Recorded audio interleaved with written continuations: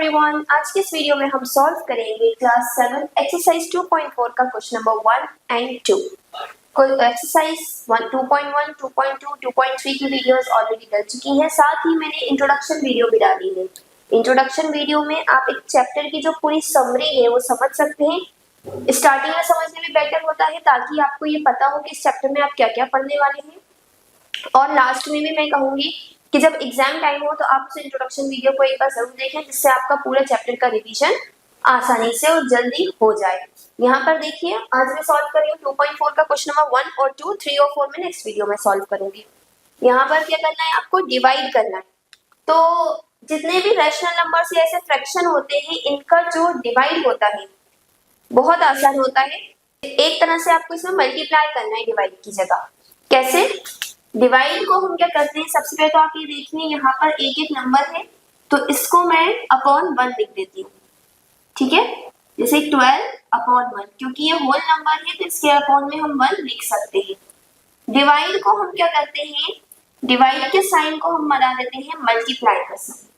Okay, और इसका ले लेते हैं रेसिप्रोकल। रेसिप्रोकल क्या होता है? रेसिप्रोकल का मतलब नीचे वाला नंबर ऊपर और ऊपर वाला नंबर नीचे। जैसे 3/4 का रेसिप्रोकल होगा 4/3। ओके, अब अगर जैसे हम मल्टीप्लाई सॉल्व करते हैं ना, हम वैसे का वैसे ही सॉल्व कर देंगे। कुछ कैंसिल हो रहा है क्या? देखिए कैंसिल हो रहा है, 3 1 3 और 3 4 12। 4/1 मल्टीप्लाई बाय 4/1, तो ये कितना हो गया? 8/1, या फिर इसको हम सिंपली 8 भी लिख सकते हैं। ये कैंसिल कैसे करा मैंने, जिसको समझ में नहीं आया कैंसिल करना, यहाँ पे देखिए ऐसा लिखा था। कैंसिल कैसे होता है एक्चुअली, नीचे के दोनों नंबर्स को देखिएगा। नीचे के दोनों नंबर्स से ऊपर में से दोनों नंबर्स सेम टेबल में अगर आते हो तो हम उन्हें कैंसिल कर सकते हैं, लेकिन कैंसिल मल्टीप्लाई में होता है, प्लस या माइनस में आप कैंसिल मत कर दीजिएगा। तो देखिए 1 का टेबल तो होता नहीं है, 3 का देखिए 3 के टेबल में 4 नहीं आता, दोनों ही नंबर कैंसिल हो सकते हैं अगर टेबल में आता हो तो। 12, 3 के टेबल में क्या 12 आता है? यस, कितने टाइम्स में आता है? 4 टाइम्स में। तो देखिए 3 1 3, जितनी बार में आता है वो यहाँ लिखेंगे, 3 4 12। ठीक है, अभी आप जब सम सॉल्व करेंगे, जिसको कैंसिल नहीं आता वो सीख जाएगा, और अगर आता हो तो बहुत अच्छी बात है, आपको कोई ज्यादा मेहनत करने की जरूरत नहीं। अब देखिए ये वाला, इसको मैं लिख सकती हूँ 14/1 डिवाइडेड बाय 5/6। तो 14/1 डिवाइड का क्या हो जाएगा? मल्टीप्लाई, और 6/5। 1 का टेबल तो होता नहीं है, 5 के टेबल में 6 भी नहीं आता और 14 भी नहीं आता, तो हम सीधा मल्टीप्लाई कर लेंगे। ठीक है, 4 84, 14 6 84 और 5 1 5, तो आंसर आपका 84/5। ये देखते हैं यहाँ पे हम 8/1 डिवाइडेड बाय 7/3। तो 8/1 डिवाइड का हो गया मल्टीप्लाई, ये हो गया 3/7।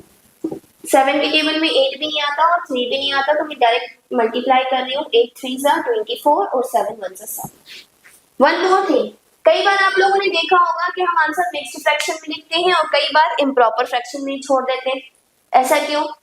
तो मोस्टली इम्प्रॉपर फ्रैक्शंस के जितने भी हमारे आंसर्स हैं उन्हें हम मिक्स्ड फ्रैक्शन में कन्वर्ट करते हैं।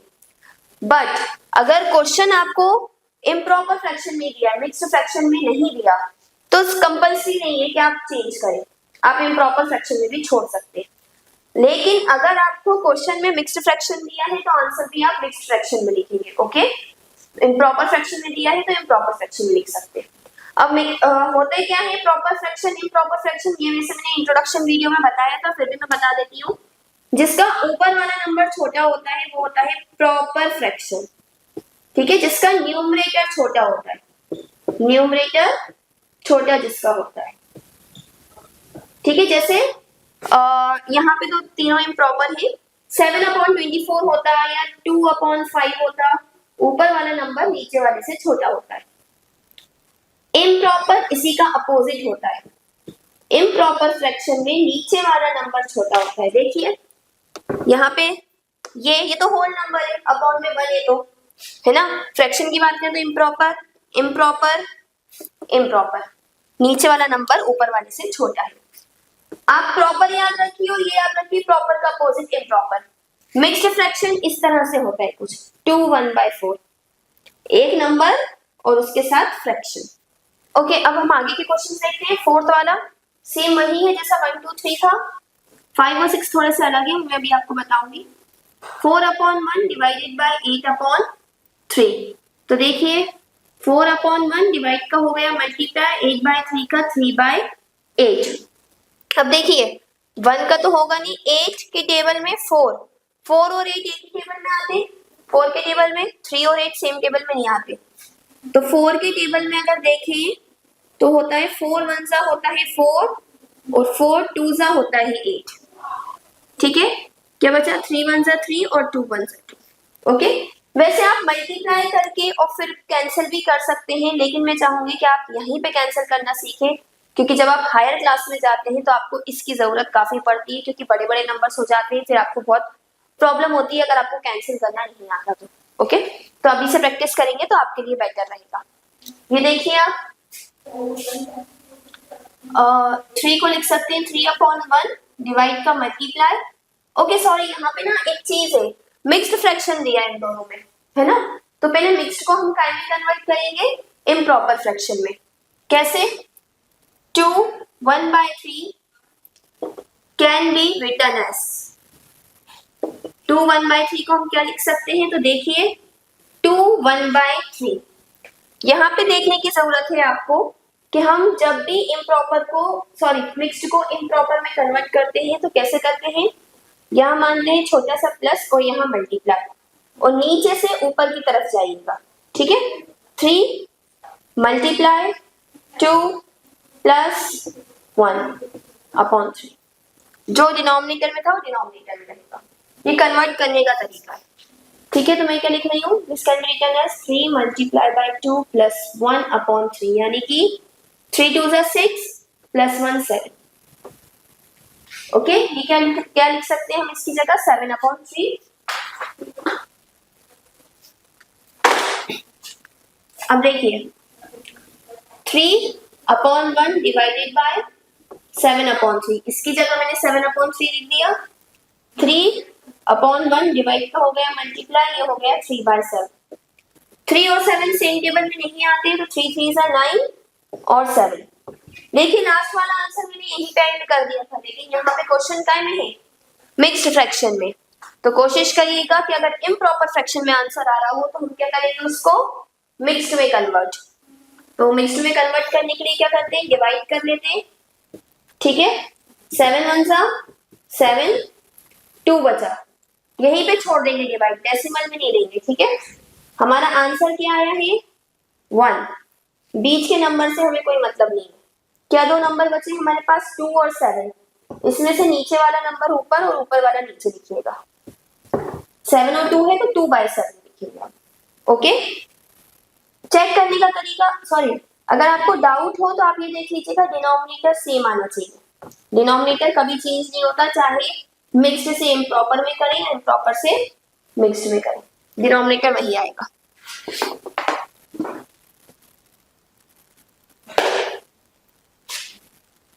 यहाँ पर देखिए मिक्स्ड फ्रैक्शन है 3 4/7, तो 3 4/7 कैन बी रिटन एस, कैसे लिख सकते हैं हम 3 4/7 को, 7 मल्टीप्लाई बाय 3 प्लस 4/7, 7 3 21 प्लस 4 25/7। तो ये क्या हो गया 5/1 डिवाइडेड बाय 25/7।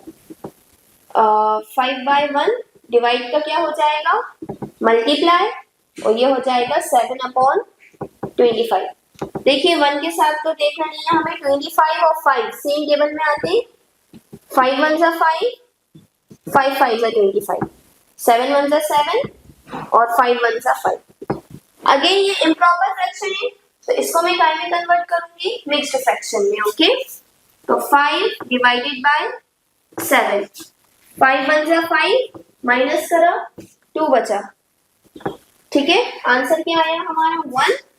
बीच का हमें कुछ देखना नहीं है, 2 और 5 में से 2 ऊपर और 5 नीचे, ये आपका आंसर आ गया।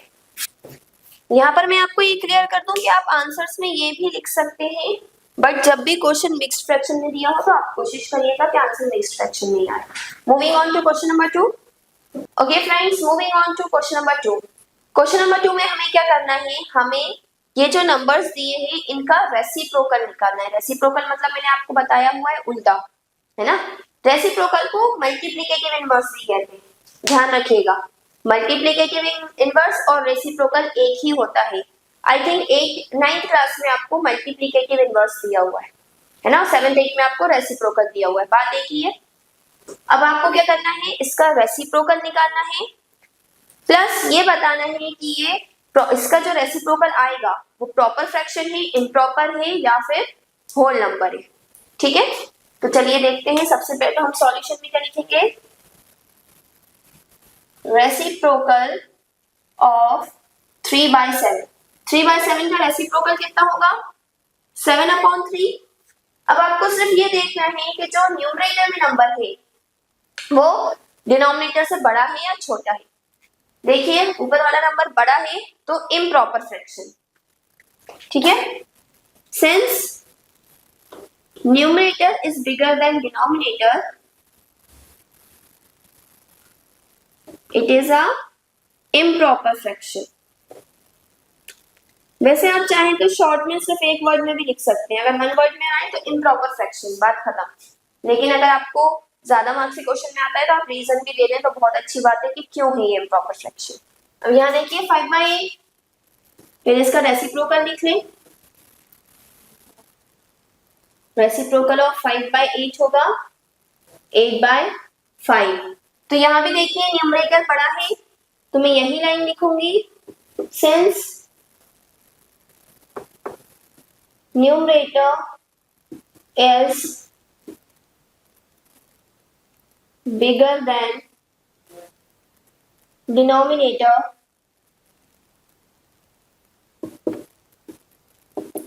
it is an improper fraction। Okay, यहाँ पे देखते हैं 9/7 का रेसिप्रोकल लिख लूं पहले मैं। रेसिप्रोकल ऑफ 9/7 क्या होता है, 7/9। ठीक है, तो यहाँ पे क्या है, न्यूमरेटर छोटा है या बड़ा है, यहाँ पे न्यूमरेटर छोटा है। तो सिंस आप या तो ये भी लिख सकते हैं numerator is smaller than denominator, या denominator is bigger than numerator, बात एक ही है। ठीक है, तो छोटा है तो मैं लिख रही हूँ न्यूमरेटर इज स्मॉलर, ठीक है, than denominator it is a proper fraction।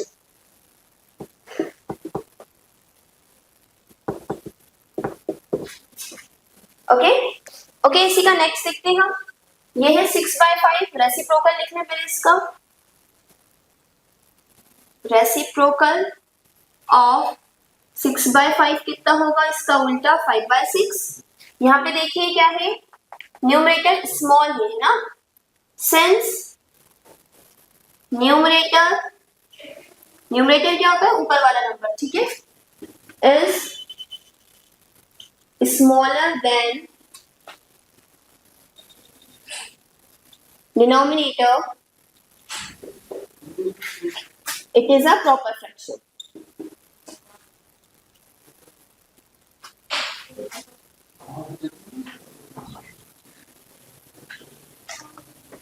ये वाला देखते हैं 12/7।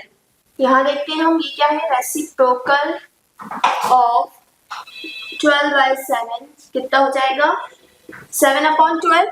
तो इसमें भी क्या है, न्यूमरेटर छोटा है, since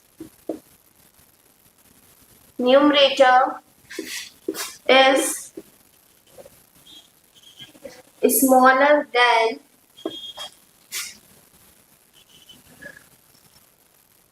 denominator, it is a proper fraction। 6 और 7 देखते हैं। 6th वाला क्या है, 8/1, तो इसका रेसिप्रोकल निकालें। रेसिप्रोकल ऑफ 1/8 क्या हो जाएगा? 8/1। जब भी अपॉन में 1 होता है तो इसे हम डायरेक्टली नंबर लिख सकते हैं। तो ये क्या है? It is a whole number. Whole number क्या होता है? जो फ्रैक्शन में ना हो, जिसके अपॉन में कोई नंबर ना हो या फिर 1 हो। ठीक है, कोई नंबर नहीं है मतलब 1 है, तो it is a whole fraction, sorry whole number. यहाँ पे देखिए रेसिप्रोकल इसका मैं लिखूं, reciprocal of 1/11 is equal to 11/1। यहाँ पे आप रीजन भी लिख सकते हैं, सिंस डिनोमिनेटर इज 1, क्योंकि डिनोमिनेटर क्या है? 1 है। Since denominator is 1, it is a whole number.